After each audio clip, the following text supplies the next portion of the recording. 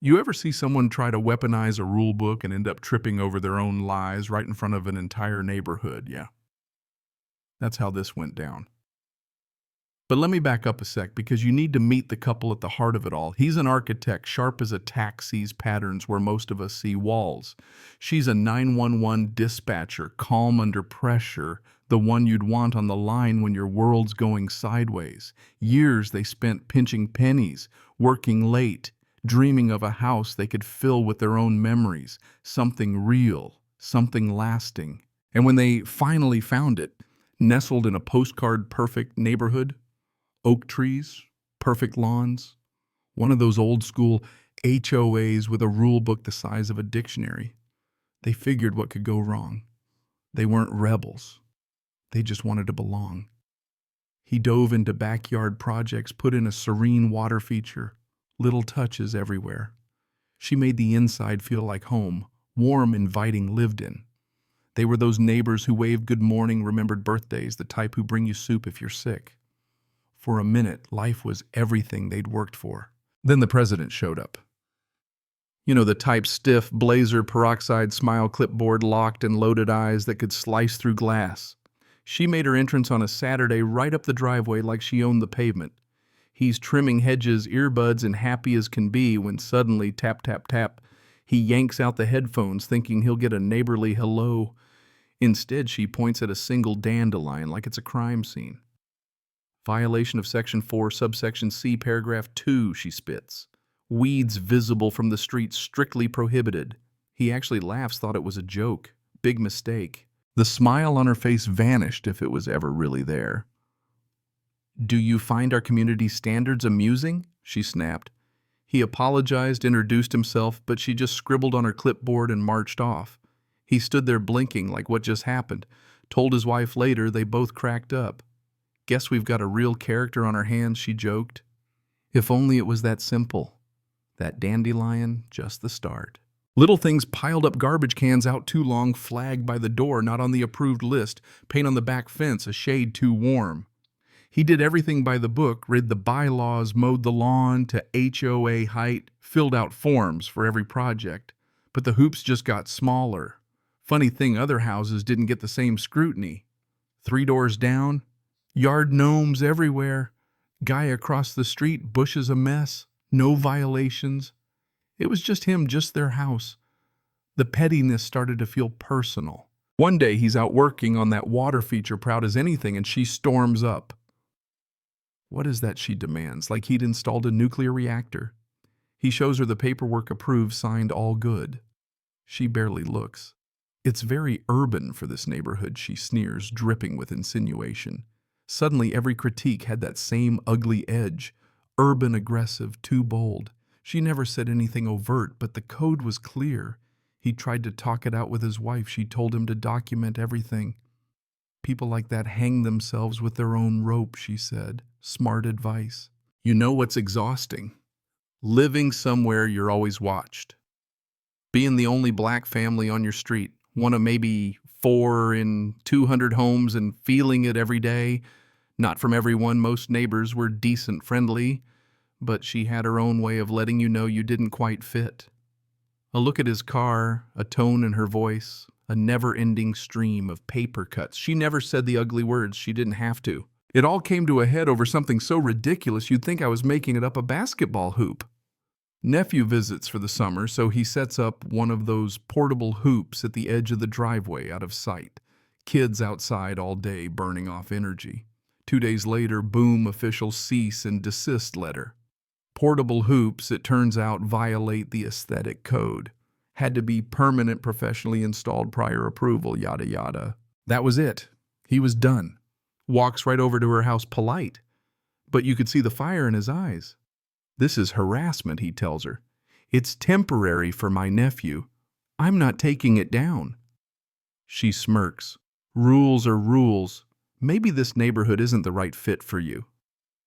That word fit cuts deeper than she knows.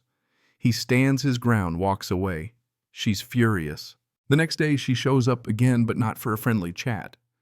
He spots her from his office window, stalking the property line, peeking into his backyard through the fence. That's a line you don't cross. He heads outside, blocks her path. Calm, solid, no raised voice. "Can I help you?" The HOA president goes nuclear, shrieks about official business, rattles off bylaw numbers, claims the right to investigate any property. But he knows the rules. That's for emergencies. A basketball hoop isn't an emergency. Please leave. She just can't compute that someone, him especially, would stand up to her. Then she says it. Looks him up and down full of disgust and snaps, "I don't know what kind of ghetto you came from, but this is a respectable community. We don't have this element here." The mask slips. Every code word, every microaggression out in the open now. He doesn't take the bait, just stands there calm, strong, unmovable. So she grabs her phone, calls 911. "He's threatening me," she shrieks. "He's a very large man blocking my path." She has no idea who's on the other end of that line. Cut to the dispatch center. His wife at her console headset on fielding emergencies. Call comes in 123 Maple Lane. Her address. Her husband. For a split second, her heart stops. She hears the story unfold, the same code words, the same fear-mongering. But she holds it together, does her job, keeps her voice steady, pokes holes in the Karen story with calm questions. Is he armed? No. Is he yelling? No, just standing there. She makes sure every note reflects reality, not the drama the Karen's selling. Cops show up, 2 of them. One old school, the other new. The Karen puts on a show, but the older officer knows the script. "Let's hear your side," he tells the husband, who calmly hands over the phone with the whole thing recorded. The officer nods, checks out the video, and the Karen story collapses. "Ma'am, this is a civil matter. If you don't leave, you're trespassing." The look on her face when she realizes her trump card failed, priceless. She storms off, tires squealing, all the power gone from her little kingdom. Later that night, his wife comes home exhausted, shell-shocked. He tells her the whole story, right down to the racist slur. She listens, and when he finishes, she quietly tells him she was the dispatcher on the call. She was the one who protected him by keeping it real, making sure the truth was in the record.